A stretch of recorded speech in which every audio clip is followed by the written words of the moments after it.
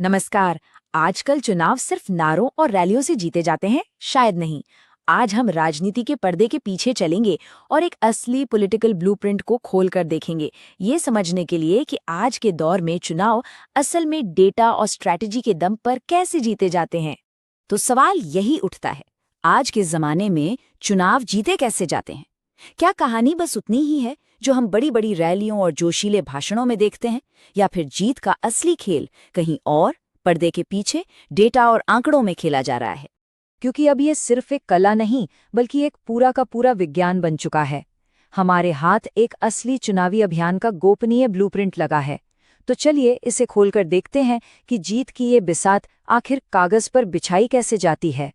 हमारी इस पड़ताल का केंद्र है उत्तराखंड का भीमताल विधानसभा क्षेत्र। समझिए कि ये हमारी लैब है जहां हम चुनावी रणनीति की एक एक परत को समझेंगे। तो ये है वो चुनावी मैदान, भारत के उत्तराखंड राज्य का खूबसूरत लेकिन राजनीतिक रूप से बेहद दिलचस्प भीमताल निर्वाचन क्षेत्र। सबसे पहले आइए कुछ बुनियादी आंकड़ों पर नजर डालते हैं। 2022 के चुनाव में यहाँ करीब 1 लाख वोटर थे और वोटिंग हुई 65% से कुछ ज्यादा।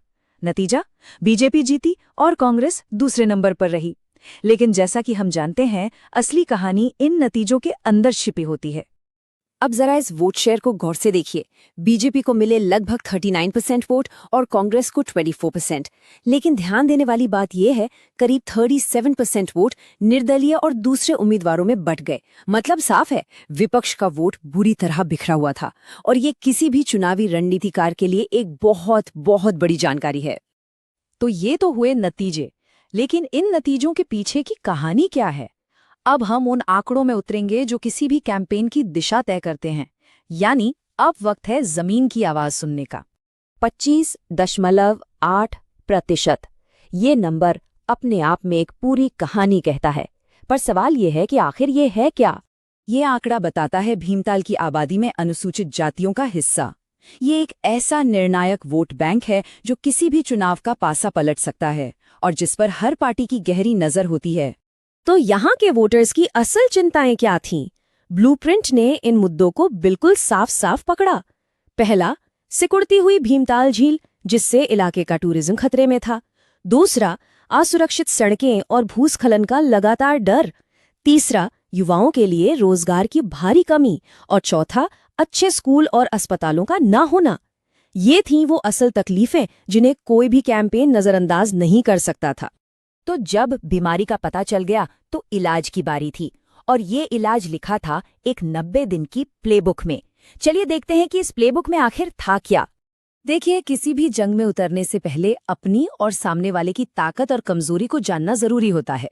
एक तरफ थी सत्ताधारी पार्टी, बड़ा राष्ट्रीय ब्रांड था, पैसे की कोई कमी नहीं थी, लेकिन लोकल मुद्दों को नजरअंदाज करने का आरोप था। और दूसरी तरफ थी चैलेंजर पार्टी, जिसके उम्मीदवार का लोकल कनेक्शन तो अच्छा था, लेकिन पार्टी बदलने का इतिहास और एक कमजोर संगठन, ये उसकी बड़ी चुनौतियां थीं। और ये है उस 90 दिन के प्लान का पूरा खाका। देखिए ये कैसे आगे बढ़ता है। चुनाव से 90 दिन पहले जमीनी सर्वे शुरू हुए।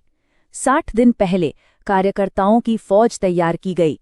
फिर नुक्कड़ सभाएं और घर घर जाकर मिलना जुलना। और आखिर में वोटिंग वाले दिन यानी डी-डे पर अपने एक एक वोटर को बूथ तक लेकर आना। हर एक दिन, हर एक कदम पहले से ही तय था। और इस प्लान को जमीन पर उतारने के तरीके भी बिल्कुल मॉडर्न थे। जैसे कार्यकर्ताओं के लिए व्हाट्सएप पॉड्स बनाए गए ताकि सूचनाएं बिजली की तेजी से फैलें। बड़ी बड़ी रैलियों की जगह छोटी छोटी नुक्कड़ सभाएं की गईं, जहां सिर्फ लोकल मुद्दों पर बात हो। सोशल मीडिया पर फैल रही अफवाहों को रोकने के लिए एक फैक्ट चेक यूनिट तक बनाई गई थी। यहां तक कि झील पर पूजा जैसे सांस्कृतिक कार्यक्रमों को भी कैंपेन के मैसेज से जोड़ दिया गया। मतलब हर मौके का इस्तेमाल किया गया। तो भीमताल की ये केस स्टडी हमें चुनावों के भविष्य के बारे में क्या बताती है?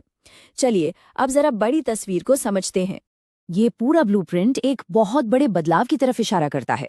राजनीति अब सिर्फ बड़े बड़े हवाई वादों पर नहीं चल रही। अब फोकस शिफ्ट हो रहा है डेटा के आधार पर पहचानी गई जमीनी असली समस्याओं को सुलझाने पर। इसे हम ग्रीवेंस पॉलिटिक्स या कहें शिकायतों की राजनीति का उदय कह सकते हैं। एक ऐसी राजनीति जहां हर टूटी सड़क, हर सिकुड़ती झील और हर बेरोजगार युवा सिर्फ एक मुद्दा नहीं बल्कि एक स्ट्रेटेजिक डेटा पॉइंट है, एक ऐसा हथियार जिसका इस्तेमाल चुनाव जीतने के लिए किया जाता है। और ये हमें एक बहुत ही अहम सवाल पे लाके खड़ा कर देता है। जब लोगों की हर शिकायत, हर तकलीफ एक डेटा पॉइंट बन जाए, तो इसका हमारे लोकतंत्र और हमारे नेतृत्व के लिए क्या मतलब है?